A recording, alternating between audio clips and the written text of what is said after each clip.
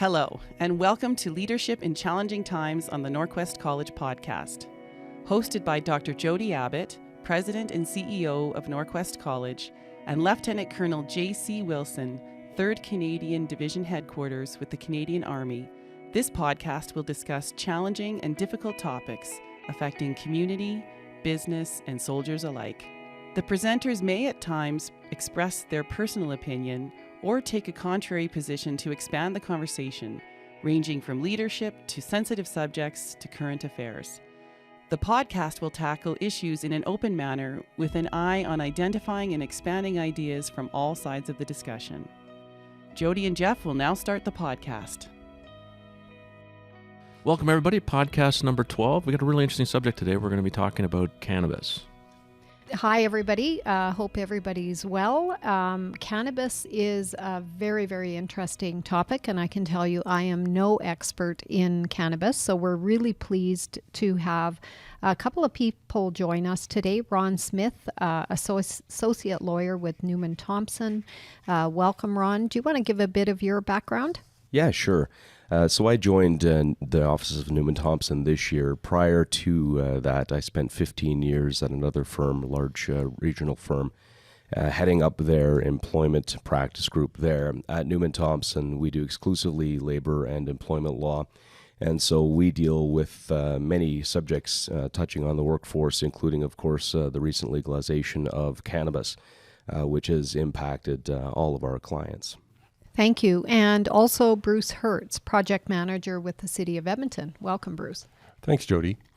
Yeah, I was fortunate enough to be asked to lead the project team for the City of Edmonton when we started mobilizing for the legalization of cannabis, so that on our team we had representation from the zoning folks, the business licensing folks, the bylaw folks. So I've been lucky enough to have a sort of a broad exposure in terms of the impacts on the city. Great. Well, we're looking forward to a really great conversation today. I thought I would start with a Wikipedia on cannabis. And it's really interesting when I read about cannabis. The history goes back thousands and thousands of years. And from what I can tell, back to between 2000 and 1400 BC. And it has been used often on a ritualistic basis in China, India, Pakistan. And from my reading, it looks like in history it's been tied to Buddhism, Hindu festival of Holi, and in the more recent times, the Rastafari movement. And also used by Sufis. So we've seen this long history of cannabis. My understanding is there are many strains of cannabis, but we tend to talk about CBD and THC, and it's my understanding that THC is the form of cannabis that is psychoactive. You'll also hear the words hemp out there. And certainly from my perspective, there's been a lot of confusion about what's hemp, what's THC, what's CBD. I can tell you that NorQuest has been working out in the Drayton Valley area on how to harvest hemp and use it for building products, etc. So obviously cannabis has very, very strong fibers that allow for production of other materials. We're not here to talk about hemp today, though. We are here to talk about the legalization of cannabis and legalization of recreational marijuana happened on October 17th this year. And Ron, I wonder if you can give us a bit of the path to legalization and your perspective on why Canada made this decision to legalize cannabis. Sure, I'd be happy to do that. Certainly we've come a long way from the reefer madness days, that perspective on marijuana back in the 50s and 60s. And the revolution, of course, that happened socially in the 60s as we saw a lot of people begin to smoke marijuana, 60s and 70s. And we've learned a lot about the substance, in particular the THC component since then. The science has evolved quite a bit. there's not nearly as much fear surrounding the effects of it. Of course, not all is known. The research is far from complete, but we're pretty confident, I think, as a society that it's a relatively safe drug comparable to alcohol. And so this is, our version of prohibition back in the day when we were in that phase. And so with that, of course, prior to legalization, marijuana was sold on the black market. So we had every drug gang, and they're still doing it, of course, because the legalization is very recent, but marijuana was only obtainable through illegal means other than medical marijuana, which has been legalized now for some time. But recreationally, you could only obtain it on the black market. So one of the primary drivers, if you're to believe what the government has told us about why they've legalized it, is to take it off of the black market. And the net effect, they hope, of that will be that you're going to curb black market profits, gang profits from the sale of marijuana. Another effect that they hope to achieve is to keep it out of the hands of youth by regulating it, legalizing it, establishing an age requirement, and so on. Time will tell if those two effects will be achieved, but those are the two primary effects that they're trying to achieve through the legalization. Yeah, so it's I think it's an interesting time in Canada as we figure this all out. Bruce, the city of Edmonton, certainly as legalization of recreational cannabis has come into play, has had to do a lot of work. Can you give us a bit of a sense of where you started and where you are today? Yeah, it was a real challenge for the city, and I think all cities. And I think our council, showed some great leadership in terms of how we approach the whole issue. And there was really sort of three broad areas that we had to look at. The first was the whole zoning piece. There was lots of concern in the public around where stores would be located on a retail basis. Where could they be located? Where shouldn't they be located? There's issues around separation distances, how far they should be from schools and libraries and those types of things. And then the next piece was the whole issue around licensing and how should we be licensing retail and what restrictions in terms of operating hours and all that do we put on it. And the third was public consumption, and that is around where should it be allowed or should it be allowed at all, and how do we do this and how do we do this properly as a society. And, as Ron said, the city based their philosophy on sort of four broad principles concerning public health and safety. The issue around community livability, the issue around being somewhat business friendly as it is a new industry and we need to recognize that it is in fact legal. And the fourth being keeping sort of drugs, alcohol, cannabis out of the hands of youth. So those were sort of the four broad guiding principles that we had that sort of our council was able to apply and I'll say keep in the forefront as they develop the specifics around the zoning and the licensing and the public consumption bylaws that came out. So with this, where did we end up, like as of, let's say, October 1st? How many producers do we have? How many retail spaces do we have? I have no idea of the magnitude. Is this big? Yeah, I would think it's big. We have, as of, let's call it December 1st, we had, well, let's back this up.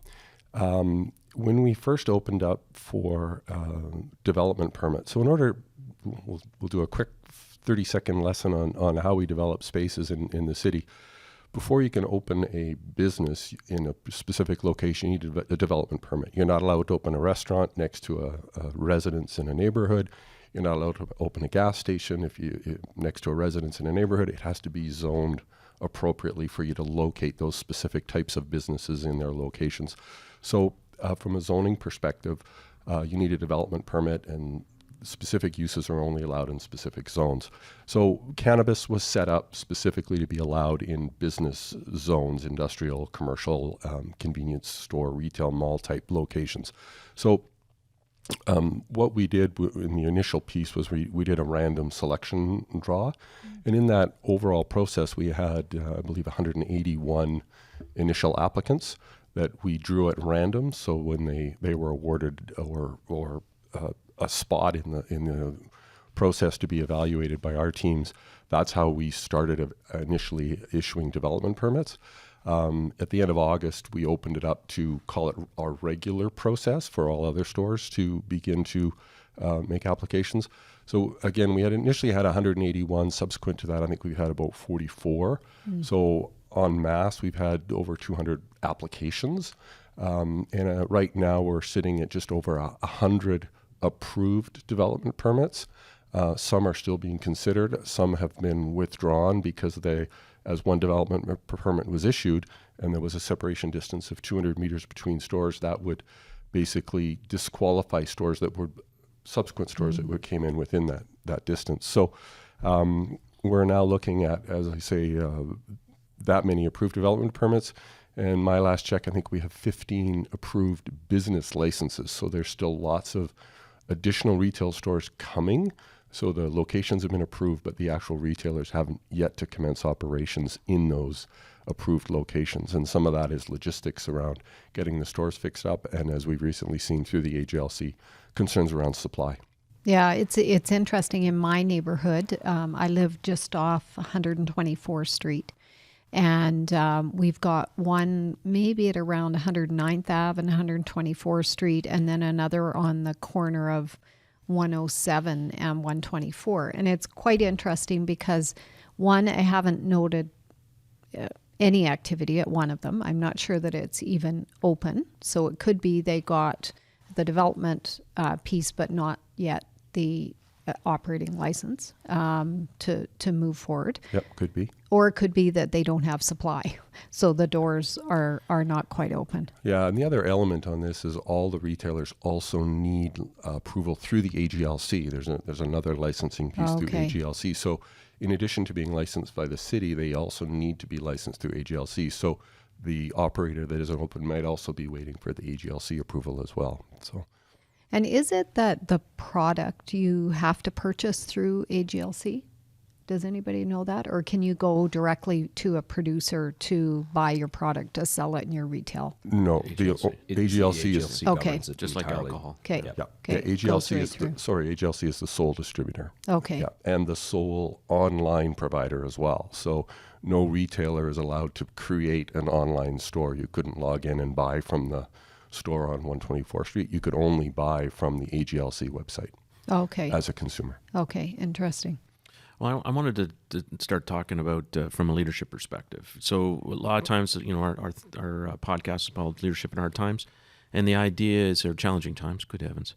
But the idea is to prepare a leader to understand how to deal with the issues. And I know for me personally, the first thing I had to do was just flip a switch and say, it's legal, that's it. But it doesn't matter. Your opinion on it, it's legal. So now it is, as a leader, how do I manage that? So I know the city had some concepts on that. Can you talk about that for a sec, Bruce? Well, I think when the city looked at it, and our council, I think, showed leadership, and when you look back at the results on October 17th, recognizing that the product was legal and we needed to, I'll say the word, you have to accept that it's coming. Yeah, you have to get in front of it. You just can't ignore it. Yeah. Correct. And in our research, we found that, for instance, on a complete ban on public consumption in the United States, most of the municipalities had a complete ban. And when we went and spoke with those folks, they said it doesn't work. There's just people are consuming. So you need to be ahead of this issue. You need to understand it, and you need to manage it or regulate it. And I think our council, in trying to understand that and take their leadership position, did that sort of in the bylaws that came out from our public consumption piece. And I think obviously, as we'll hear in a minute on the HR side, our city imposed or created a training program for our leadership team. So all our supervisors and higher have gone through a training course, and all of our entire workforce had a new alcohol and cannabis/drug policy that everybody had to sign off on.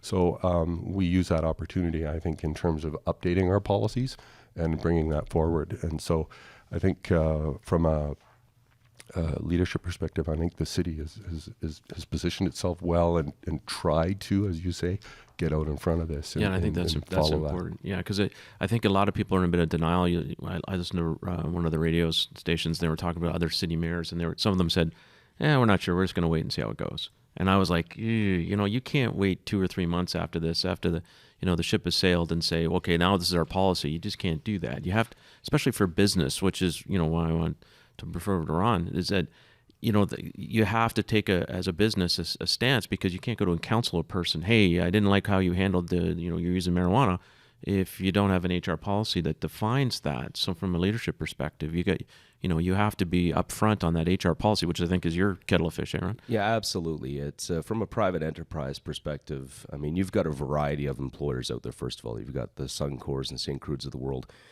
whose operations are markedly different than, for example, and there's some level of irony in this, in a marijuana store.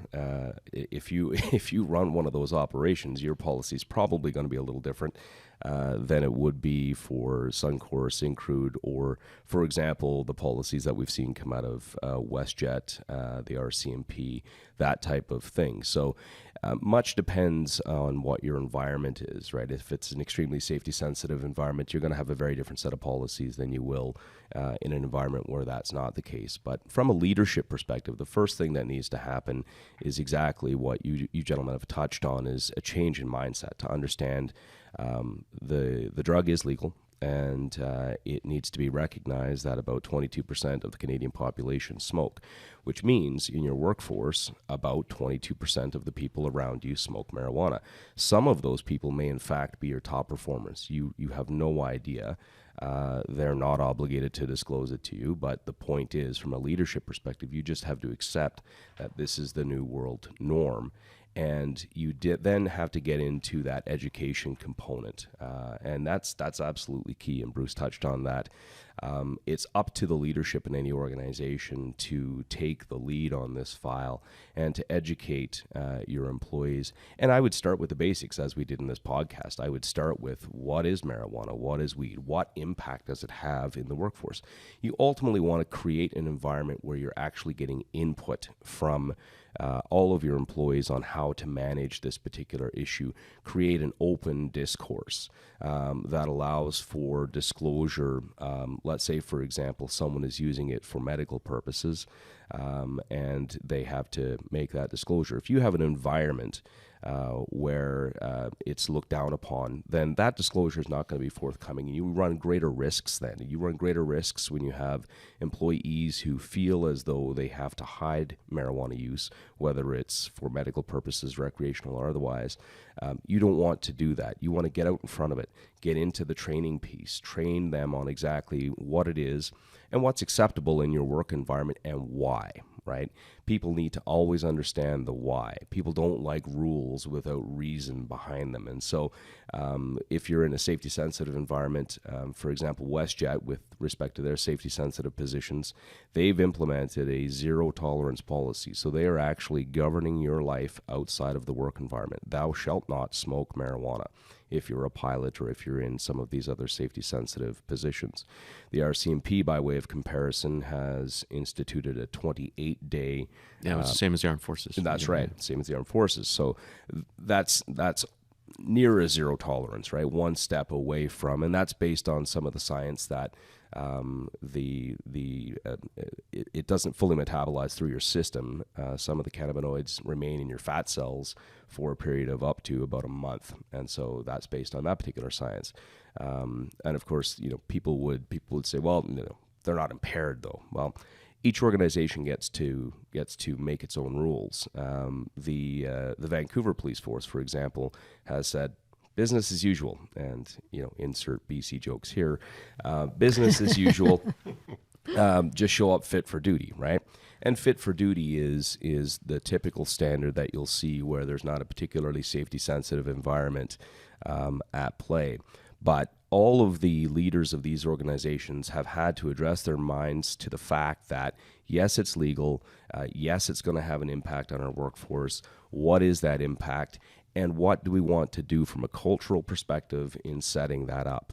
And once you get your mind around those issues, then you can start policy drafting. And that's a key aspect, as Bruce touched upon. The policy drafting is absolutely essential. But before you get to that stage, you have to decide, do we have an extremely safety-sensitive environment? Is our environment such that we have certain safety-sensitive positions that require different rules than, let's say, for admin staff? You have to, a one-size-fits-all answer is no answer at all, right? So from a leadership perspective, it's definitely an interesting time, and depending on your mindset on this issue, it can be a bit of a struggle. But it's interesting to note that so far it's been a bit of a Y2K scenario in that we were all waiting back then for the planes to drop out of the sky and the lights to shut off and, you know, the apocalypse to start, and nothing happened. And so far that's what we're seeing. Now it's early days, and there are going to be lots of interesting effects when deep studies are done and so on and so forth. But I think that's also a key thing for leadership to keep in mind, no matter what industry you're in. Look, it isn't going to change a whole lot of things in the world. So let's not overreact. That would certainly be a misstep. It's very interesting. NorQuest ended up looking at two policies. So one is we have a smoke-free campus. So we have said that continues, that applies, and you know, we had conversations about it at the executive. What are our principles going to be going forward? And we said smoke-free policy still applies, and we basically highlighted that includes cannabis. The other policy, which you touched on, Ron, is around fit for duty. At NorQuest, we have very few high safety sensitive positions. I think Sure. we have one position that's a forklift operator that is technically categorized in that area. So we basically modified our fit for duty policy to say this applies, and you must be fit for duty. And if for whatever reason, whether it's alcohol or cannabis related, you come to work impaired, there are certain things and certain conversations that would happen. And your coworkers also have an obligation that if they're concerned that you're not fit for duty, then they also have an obligation to follow a set process. So we've taken, I think, a very open position. I think it'll be very interesting as we move forward on edibles, on how do you implement that into your policy. But even though we've taken, you might describe it as a very simple approach, because we've said we're smoke-free, we're remaining smoke-free, and you have to be fit for duty. I think there are still complexities around the conversations that you have because of the stigma that, you know, thousands of years has maybe landed on this stigma. So I think that, you know, my opinion might be different than your opinion when you're working with an employee where they're not fit for duty. So I think that openness, understanding, and also giving people the tools they need to be able to manage employee situations will be really, really important. Yeah, what's really interesting that I've found, having gone through the regulations and a lot of the federal ones that are paralleled, it's really close to the alcohol policy for, you know, like if a person's having problems, okay, there's addiction services. And it's almost written the same, the counseling process, the processes you go through. I think that was a really good thing because we've got a really good proven track record of how we're dealing with those from the HR, from a legal point of view, right? You get counseling, there's a set counseling process and performance requirements. If you don't meet those, then job action can be taken and all that kind of good stuff. But I think that's a really good approach, because if we had a really unique approach, you'd have, you know, alcohol in this category and cannabis in the other category.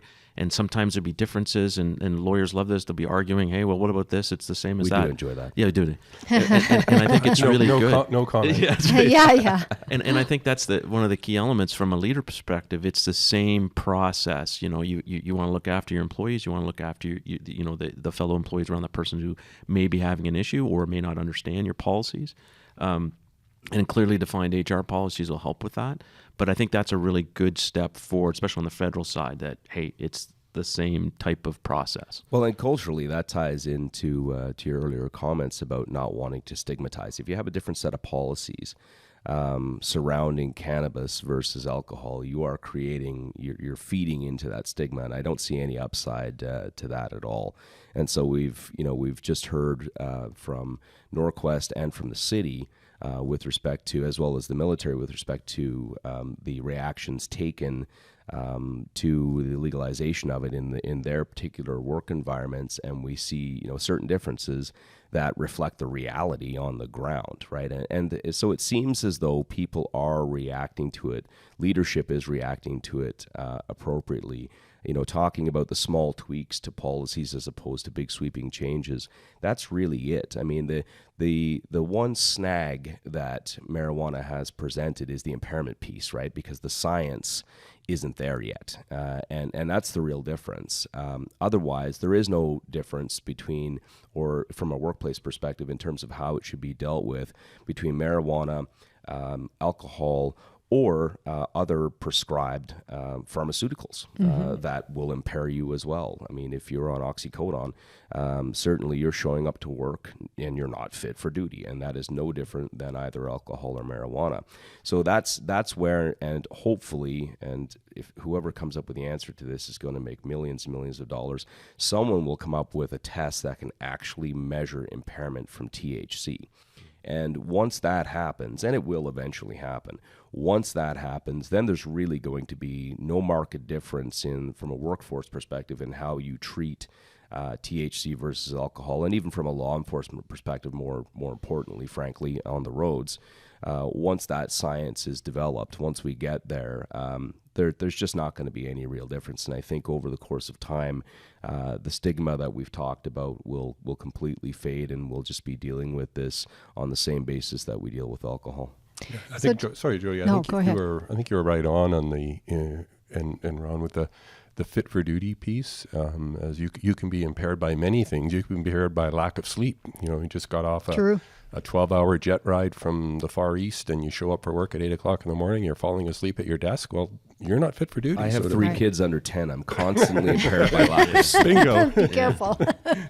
Bingo. So I think those are things that, as an organization, and Jeff's point, if we're going to show leadership on this, it's understanding it's just impairment, and you can't be impaired at work, and you certainly can't be impaired in a safety sensitive position. You need to be fit for duty. I think where it gets complicated, so we can write the policies around fit for duty, and we have the complexity of being able to actually test the impairment. So we have that challenge, but I also think we have the attitudinal challenge. So if for example, I have the view that cannabis is bad, I don't agree with legalization, and one of my employees comes to work and they're not fit for duty, and they say to me, you know what, I'm really sorry, I'm not fit to work today because I've been smoking marijuana. I did a wake and bake. There you go. Thank you. That's what that might be called on the streets. I'm impressed you know these terms. Yeah, I'm learning a lot here today. I've learned a lot through my recent ventures into the marijuana world with my employer clients. So your it's ventures, funny. your ventures. The ventures. That's what we'll call them. So I can be neutral, and I can listen to the employee and say, okay, you have just told me you're not fit for duty, so here's what we're going to do. But I can also react as, you terrible person. I can't believe you're doing this. I don't know why you work in this organization. It's not considered aligned with our values, So how do we as organizations, I mean, this is the hard work in organizations, right? Because you can put policy in place and you can put the training in place, but people have their own beliefs and values. So what advice does anyone have around the table for a leader who is maybe biased themselves, or their employee has certain values that are different from them? How do we manage that? If I could jump in on that, it's for me, the watershed moment for me was that there was a picture of 2 soldiers lining up on the first day it was legal in uniform. And generally we came from a past where you weren't allowed to go to, 20, 30 years ago, you weren't allowed to wear a uniform off base. You weren't allowed to go to an alcohol. You couldn't buy alcohol in uniform. And that's kind of all sort of gone away.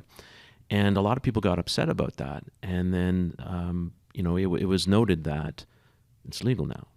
Do you get upset when you see people at the base going to the liquor store that's on base to buy wine? But the answer is no, it's the same thing. And you have to get your head around that in terms of that understanding. Otherwise, you just start beating yourself up because it's no longer an issue. Your opinion, from a government or a company or an HR point of view, it really isn't. And I have to admit for myself, that's kind of when, for me, the flip, because I have opinions about it, and flip, okay, well, that's it then. And I thought that was a really good way the military said. It was a controversial. People got upset about it. It was on Facebook and everything else. And people said, it's legal now. Okay, move on. Yep. And that's the approach. And I have to admit, I think that's a very healthy way. And sometimes the military is not good at that type of stuff. But in this case, I think it was a very mature and sort of healthy approach. And I think your point is well taken, Jeff. I think as a society, as we learn, if you will, and we socialize the whole issue around consumption, not wanting to draw attention to any particular vendor, but if you looked at the front page of the Edmonton Journal today, there's a huge advertisement for a specific company that sells alcohol, and it's so much percentage off wine and so much percentage off spirits and so much percentage off beer, and we just blink and say that's okay. But to your point, Jody, if somebody says the word cannabis, everybody seems to have a I won't say a conniption, but we have a different visceral reaction to that. And I think we need to, as a society, understand it's now legal. It's a drug. It impairs. You're not supposed to be consuming it where it's going to affect you on the job. You definitely cannot consume it and operate a motor vehicle. It's the same as alcohol. It's the same as, to your point, with opioids. You can't do these things if you're impaired. And as a member of society, you shouldn't do these things while you're impaired. And I think we as a society need to understand it. And as a leadership team, I think we need to also, I'll say, walk the talk and espouse that and say, look, I get it. I know it's illegal. I don't care. You're still not supposed to do it where it affects the job. Right. And I think it's interesting. I've just people that I've been with where, I've known people for many, many, many, many years, and they're very upstanding people in our society. And they're saying, well, heck, I've been using CBD for years. And even with CBD, and my personal first reaction was like, holy cow, I had no idea. And the person's using it for back pain, knee pain, whatever it is. And, even me, I'm like, oh my goodness, okay, I need to open my mind to understanding that, okay, it wasn't something we talked about for forever. Now we're talking about it, and it's that individual's personal opinion. It's helping them with their health. That's a good thing. I think it'll help a lot when we have a lot more research because we'll know more. But it is this reaction people have. And as good as policies are, we work with people. And people come with a lot. And so I think it's really this being open and knowing your own biases. I think that's essential, and this ties into the training and the cultural piece, right? And going back to basic facts, we've talked about the fact that we know people who use but didn't know that they used. Well, again, 22% of the population from the time they've been taking these stats, which goes back decades, that's the rough average. And so for all of this time in every workforce, almost a quarter of your workforce has been smoking weed. And so it's really a matter of just appreciating that reality. And now they're doing it legally. Right. So it's a matter of appreciating that reality and simply treating it no differently than an alcohol scenario. Going back to an earlier example, the worker who shows up and says, I'm not fit for duty because I drank too much last night or I got drunk this morning. Your reaction to that is boy, I wonder if that worker actually has a bit of a problem. Maybe we need to help that person, right? That's the gut reaction to that scenario, right? What problems do they have in their life? What's going on? Let's get you some help. Let's contact the Employee Family Assistance Program people. Let's do whatever we can. The reaction to the worker who shows up and says, yeah, I can't work, I just smoked a joint, that person is no different than the person who showed up intoxicated. That person probably has issues in their life as well. It may be an addiction issue in relation to marijuana or in relation to any number of substances. They may have terrible family circumstances unfolding currently, that type of thing. And so from a cultural perspective, that training piece is absolutely key. Mm-hmm. Just moving a bit to the environment and bylaws and how do we manage. So NorQuest has set our policy for, fit for duty and non-smoking campus, so smoke-free campus. But we have sidewalks outside. We have neighbors outside. And we can monitor and make sure that we're adhering as best as possible to our policies in our building and in our campus. What's important for people to understand, including our leaders as they're coming up, is what's the policy outside our building? Because we do have bylaws, and what is both our role on monitoring those bylaws and what isn't ours to monitor, and then how do we get the help we need? Yeah, and I think that's a great question, Bruce, because I was just in Winnipeg last week, and their bylaw is you have to be on private property. Yep. And that changes a lot of the dynamics. And I know Edmonton took a different stance. So yeah, it's as I said, some of the research we did in some of the U.S. cities around the ban of public consumption, i.e. only allowed on private property. And the example I always used to use was if we'll use Jody lives off 124th Street. So I'm walking down the sidewalk and I'm smoking my marijuana cigarette and the police car drives by or the bylaw officer comes by. I'm just going to go and stand on Jody's front lawn. And Jody happens to be at work that day. So pretty hard to enforce because I'm on private property. Right. Now Jody comes out and says, get off my lawn. So I'll go stand on Jeff's front lawn, who happens to be our next door neighbor. And Jeff's at work that day. So how do you enforce a complete That's a good point. That's ban? It becomes very from an enforcement standpoint, it's very difficult. And I know our council wrestled with the issue around public consumption, and they came up with what I believe is a compromise. We also at the same time harmonized the tobacco and cannabis consumption as another way. To your point, you have a ban on smoking on campus. So how can we help look at this from a public health perspective, and then coming back to those principles around, minimizing exposure to youth and what public health and safety. So the bylaw was amended. So the old bylaw allowed tobacco consumption within 5 meters of a door or window or air intake. And what our council did was they extended that from 5 to 10. So, and then they said not only tobacco, but cannabis as well. So by imposing that, you now must be 10 meters from a doorway, window, or air intake before you're consuming tobacco or cannabis. And what the city has done, even on White Avenue and on Jasper and 109th Street, sort of the high traffic areas, we've actually relocated all of the public ashtrays to what would be considered legal locations.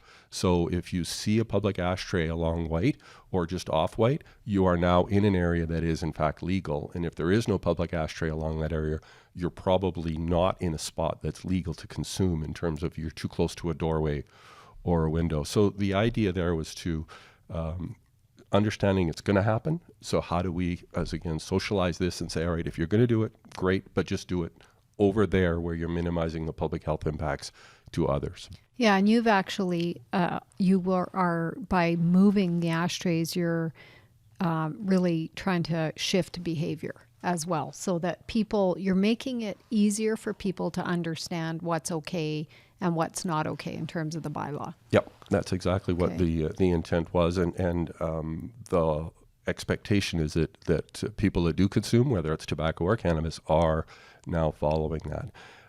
The other piece that the city did around bylaw was they also banned consumption of that now in parks that have children's amenities, so swing sets and playgrounds and splash parks and all that stuff. Again, the distance for tobacco used to be there, and now they've banned that for that. They've also done the similar thing on our named attractions, so the zoo and Matart's Conservatory and all that. And again, the issue came back to how do we minimize exposure to youth?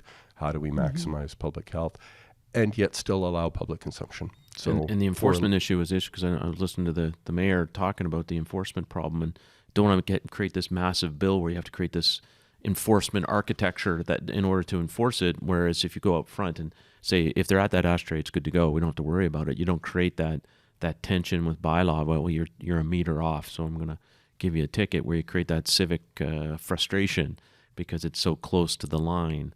And people get frustrated. So I know the mayor was talking a great deal about that. It was about money from the province more than that. But yeah, and our bylaw folks, I think, have done an outstanding job. We've focused significantly on what we would call warnings and public education, and saying, look, we've moved the ashtrays. You got to go somewhere else now for this, or it's legal, but you got to go here. I'm not going to write you a ticket, but I could. But you need to go and consume, if you will, in a legal spot. So, and our teams have been trained. We've done drops in the businesses. We've had stickers, and we've had sidewalk signage, and we've done all kinds of things to try and communicate this into the market. And as you said earlier, Jody, is shift that behavior so that the consumption of tobacco and cannabis can occur, but with minimal impacts on others. Go ahead, Ron. Yeah, no, and it's interesting because the timing that we're dealing with here now, we're sort of nearing the middle of December, and I'm realizing I don't have my Christmas shopping yet done, but of course we're into Christmas party season, and so Bruce, all that explanation regarding the rules surrounding where you can consume and so on is quite topical right now, and links into the leadership and culture piece from an HR perspective. Because this is the first year where employers are going to have to think about their employees consuming marijuana at Christmas parties. Do you know what? I bet Jody wrote that down as a question. Do you write that down as a question? I have it as a question. I knew that. Because I knew that. Here's my question. I am hosting people this Friday at my house for a staff party. And I always post signs saying, don't drink and drive, and provide taxi chits so people can get home safely. In this case, am I president of NorQuest College? Am I a private citizen? And what are the risks that I need to be aware of? And this would go for anyone hosting either, I think it's maybe a bit different because it's at my home versus at a college facility. It's a good thing we have a lawyer advice, here. Yeah, it's a good thing we have a lawyer and here. And it's very, very perfect timing. No pressure, Ron. And I think that's right. I think he's not charging. Jody, too, I'm just going to have to get you to sign this retainer agreement before I provide this advice. Yeah. No, you raised a couple of very interesting points here, and so this gets us into social host liability. And again, these things, pre-exist the legalization of marijuana, right? And this goes to show, though, just how linked the two are, marijuana and alcohol, and how you grapple with those things is effectively the same in most circumstances. But yes, in circumstances where you are hosting a NorQuest party at your house, you have employer social host liability concerns, not just personal social host liability concerns. There are those as well. But clearly from an employment perspective, those liability concerns are heightened. And you're doing the right things in terms of providing taxi chits and putting some signage up. And I'm sure at the, if there's some sort of speech that you might give at the party, that's part of the housekeeping aspect of that talk. No one's going to drink and drive or smoke and drive or just be impaired. And I can also say there will be no smoking in my house on my property. And I was just about to get to that, and that feeds in off what Bruce is saying. No, we don't allow, personally, it's your property. You are the queen of that castle, and so you get to say, no, there's no marijuana smoking, just in case anyone was curious about that. And so you can make those rules and make them stick. And yes, the social host, employer social host laws would apply. There's a number of cases where things have happened after parties where the president of the organization or what have you has hosted the Christmas party, and it's still considered by the courts to be an employer-sponsored event, right? Okay. So important to keep that in mind. But really, there's not much more you can do beyond what you intend What to I'm do doing. there. Yeah, Good. yeah, Good. yeah. Good. One other question. Crossing the border. Now, this is something I hope all of our employees are having vacations, traveling, etc. So this isn't necessarily purely a leadership question, but I think everyone's interested to know how do we cross the border? What's happening in that regard? Happy to jump in on that. To an extent, depending on your organization, it can be a leadership question as well, because there are lots of companies that have employees that do work in the U.S. And so certainly from that perspective, if you have employees that have to cross the border as part of their job duty, I've been advising employers that you can have a complete ban on their ability to use marijuana, period, because it's a bona fide occupational job requirement that they be able to cross the border. And the way the border laws work, of course, so you have certain jurisdictions within the United States where marijuana is legal. However, border crossing is controlled at a federal level, and federally, marijuana is illegal in the United States, point blank. And we've already seen incidents now where Canadians are attempting to cross the border. And of course, you're going to expect to be asked this question during this particular time frame. And it's just become legal. So the border guards are all over it. They are asking you, have you ever smoked marijuana? And so if you have, you're faced with a dilemma there. You either lie and commit a criminal offense, and if you don't get caught, I guess you get in and you get out and you're off the hook. But if you do, you're into a criminal offense zone, and you don't want to be there. If they ask you, you can withdraw because technically it's a request to cross the border. You can withdraw your request and pull the pin, and you'll be red flagged undoubtedly. As people have an appreciation for border security, they have as much or more power as any other authority out there. So it's a tricky situation, but the bottom line is right now, particularly because this is such a new and hot topic, they are all over it. They will ask you, and if you tell them that you have, then they will likely haul you into a back room, do the grilling, and you'll be punted. And but worse, on top of that, you're not allowed to fly over the United States, so you can't go to Mexico unless you go to like Europe and then back through. So it can have monstrous implications. Absolutely, that's just it. They can ban you, and that means through their air zone as well. And so it's a very real issue. Yeah, I think. Sorry, Jody. I think Ron, you touched on it. Seems to be a perception is because it's legal in Canada and it's legal in some states, it's quote unquote okay, and it's a federal U.S. inspection that you're going to go through, not a state thing. And federally, it's not allowed. So you need to understand that. And other countries, drug use, Singapore and places like that, when you're not allowed to use drugs at all. And frankly, if like we talked about the different ways you can purchase marijuana now in Alberta, and online through the AGLC is one of them. If you get in a situation where you've lied to border security, and you're going to be facing some charges and issues of that nature, they have broad sweeping powers to investigate. And one of the ways they might investigate you is through your credit card activity. And so if you're purchasing marijuana, for example, online through AGLC using your credit card, ding, ding, ding, you might well get busted right there. And so, it's a sticky issue. You have to be, it's troublesome because, of course, we have, let's say, a quarter of the population that are using. We have certainly a larger percentage that have in their lifetime used. And the question being posed is not, do you use marijuana? It's, have you ever smoked marijuana?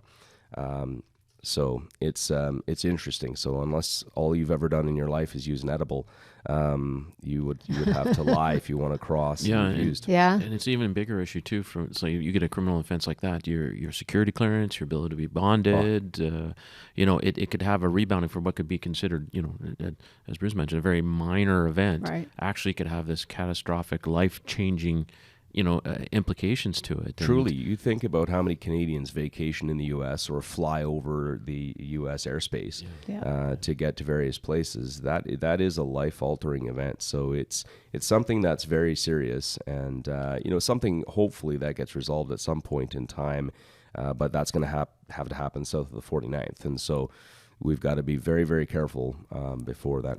And I think Bruce. Sorry, go ahead, Bruce. To your point, Ron, I've got a friend. His wife uses CBD medically. Yeah. And when he buys, he does not use his credit card. He specifically goes and pays cash. Yeah, no, And, that's right. And Specifically to make sure there's no audit trail, because they do still want to travel to the United States and go to Phoenix or Mexico or whatever. that's right. And they don't care whether you're Yep. using it for medical purposes or not. It makes that's a very good point, and a point that should be made, because I'm sure a lot of people who've been prescribed marijuana for various issues would think it's medicine, and while that's the case, that's not how it's viewed from a federal perspective for the purposes of border crossings in the United States. Yeah, I think one of the takeaways here that you use the example of people who've traveled.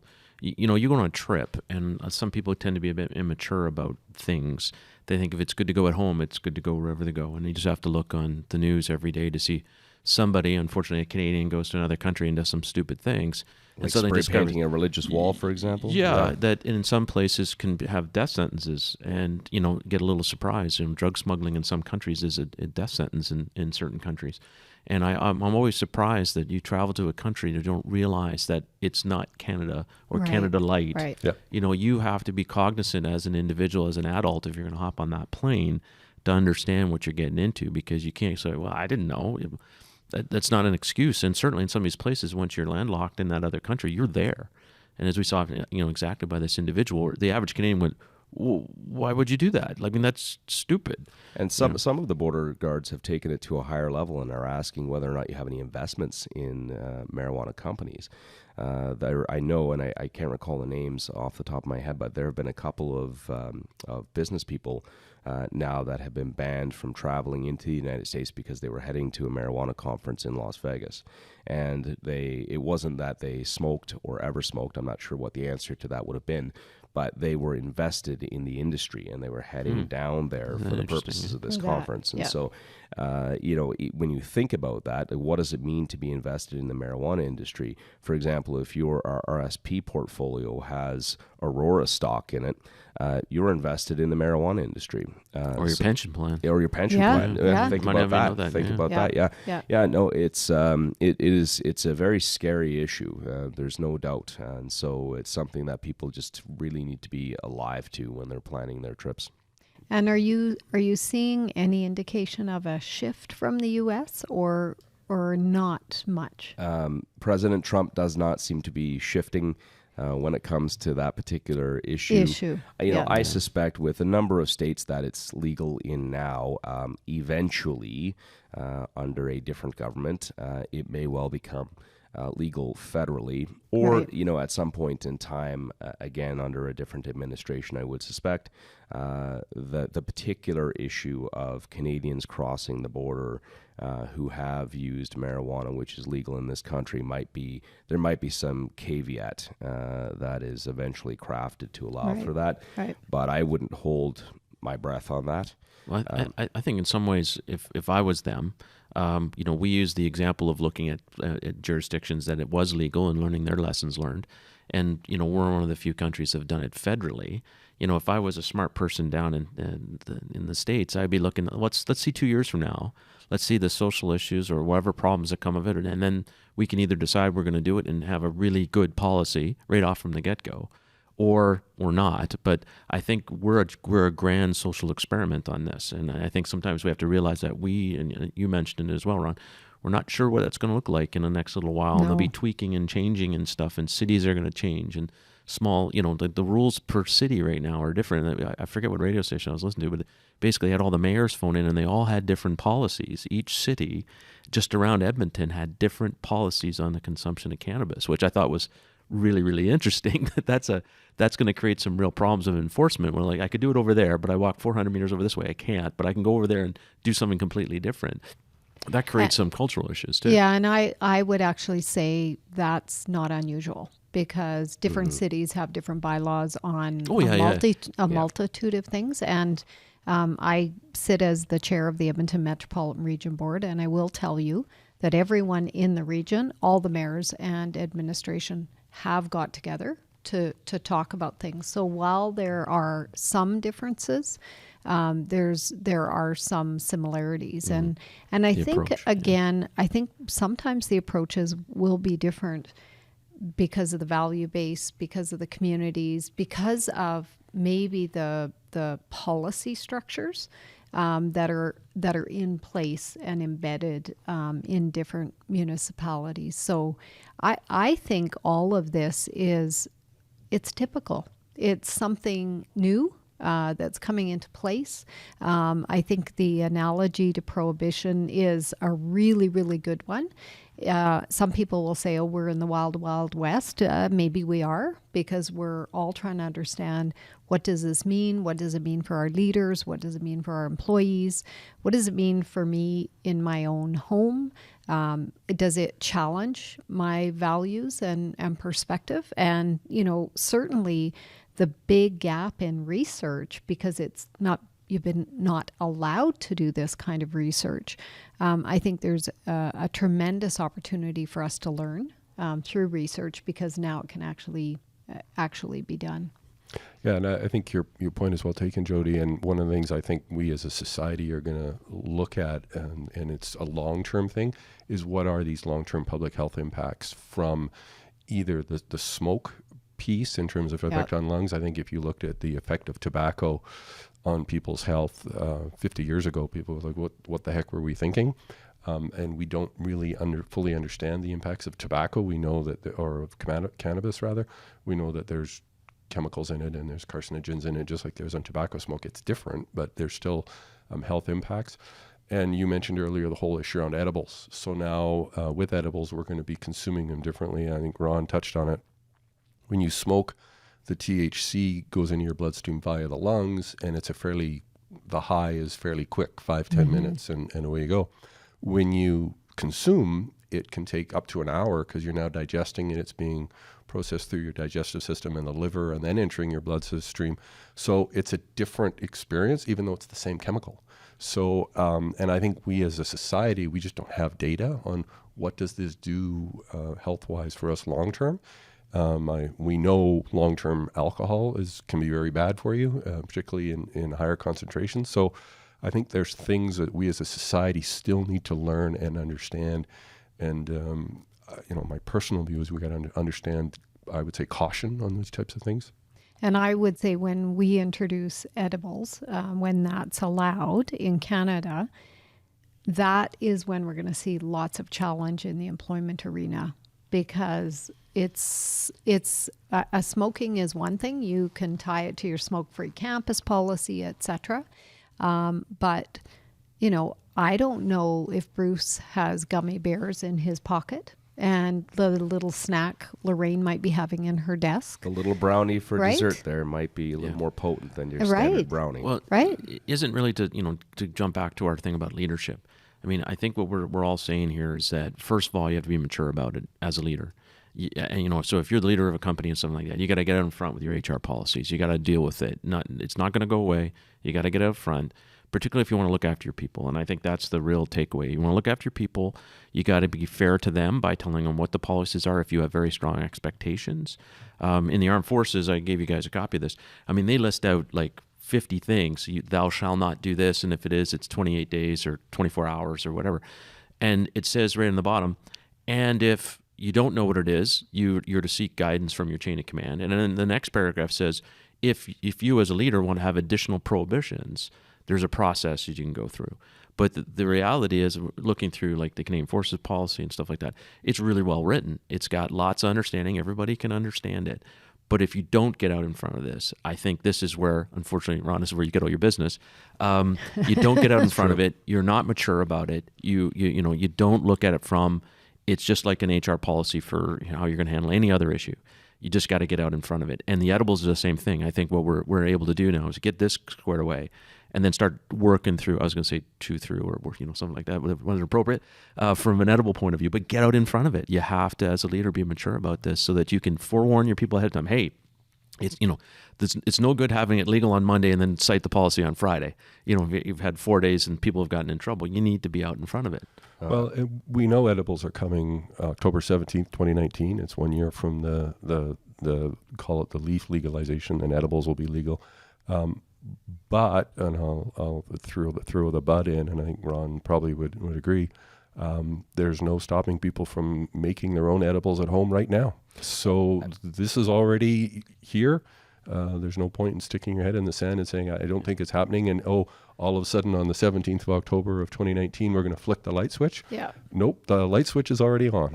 And Bruce, I would agree with that. And that ties back, you can go back a step further again, 22% while it was illegal. We're using it, and that's why it's key to not overreact as an employer. The sky, chances are, is not going to fall. You're not going to have everyone on October 17, 2019 showing up zombied on hash brownies just because it's now legal. Most people, by and large, want to show up to work and do their job. And then on their private time, in their private lives, socialize and relax in whatever way that they see fit. And so it's absolutely key to be out in front of it and to not be fearful of it, to not overreact, but to simply manage it and educate on it. So I'm going to ask both Bruce and Ron just a final comment. If you had one piece of advice to give leaders dealing with cannabis use on campus with an employee, what would that advice be? I think, and Jeff touched on it, I think Ron's spoken to it, I think you've got to be upfront and clear on your expectations on what I would call performance and behavior. As a leader, you're expected to not degrade or criticize others. As a leader, you're expected to lead by example. As a leader, you're expected to model the behaviors that you're looking for. You want to develop the people that work with you and make them the best that they can be. And you need to lead by example in those things. And as Ron said, what you do on your own time is your own time, but when you're at your desk or behind the wheel or you're working for us, we need you to be at your best, and we need this level of performance. I think the issue is communicating and making sure your team understands those expectations. That would be my big takeaway. Thanks, Bruce. And linking into that, I think attitude is absolutely key. Any issue in front of a leader, attitude is key. Stay calm and carry on is the quote I would bomb out there at this point. This is not the end of the world. Any perception that you have that people who smoke marijuana are bad people or anything like that, you just simply have to do away with. And it's a leader's job to be progressive. And so that is what every leader needs to do in this circumstance. How do I socialize the issue in a progressive fashion, yet manage it at the same time? And once I think a leader gets his or her head around that, then you can get buy-in from your workforce, because you're not ostracizing anybody, you're not criticizing anybody, you're not judging anybody. You're simply, as Bruce touched on, setting out the expectations for your workforce in a standard fashion, as you have already for many years in relation to alcohol and prescription medication that causes impairment. Great, thank you. I think very, very wise words. Yeah, definitely. Jeff? For me, I know I had preconceived notions about things and biases, and still doesn't change my opinion for my kids. But from a perspective of from a military point of view, I was really glad that the military was proactive up front, had a good education policy on it. Because to be honest, when I read through the policy, I go, that makes perfect sense. And I think anybody reading through the policy would go, okay, that makes complete sense. You can't handle weapons. You have 24 hours between that. If you're going to fly a plane, you got 28 days. And it lays it all out. And I think The military did a really good job on educating it, and I've noticed the city and the province. You on the radio, you get a commercial, So from a social point of view, I think we're doing a really good job of getting it out there, because we have to deal with it. We just can't put it away. What I'm curious professionally is what's that going to look like? And I'm not saying sky falling or nothing, but what's that going to look like with some of the issues of the concern, some of the mental health issues with youth using and stuff like that, where we don't have definitive numbers and what those impacts are. Because I'm looking at it not from a reaction point of view, is how are our programs that were adapted a certain way, maybe more focused on alcohol, now going to have to adapt to those differences? And from a business point of view, I mean, that's money, that's time, there's enforcement issues from the city perspective and all that stuff. What are the overall impacts of bringing that in? And to me, that's what I think is going to be very interesting 2 or 3 years from now. We can revisit this and say, what are the results and what socially and economically came out of it? But I think this was a great podcast. I got a ton out of it. Really appreciate you guys coming out. It's really a unique perspective having the two of you here. Well, thank you very much. I really appreciate the invitation. It was a very enjoyable conversation for sure. Yeah, ditto. It was fun. So thank you for having me. That's great. Thanks so much, everyone, and thanks for listening. You've been listening to Leadership in Challenging Times with Dr. Jody Abbott and Lieutenant Colonel J.C. Wilson on the NorQuest College podcast. Any questions or suggestions on any episodes can be directed to us at podcast@norquest.ca. If you enjoyed today's podcast, please remember to subscribe using iTunes or Google Play and get updated when the new episodes become available. Thanks for listening.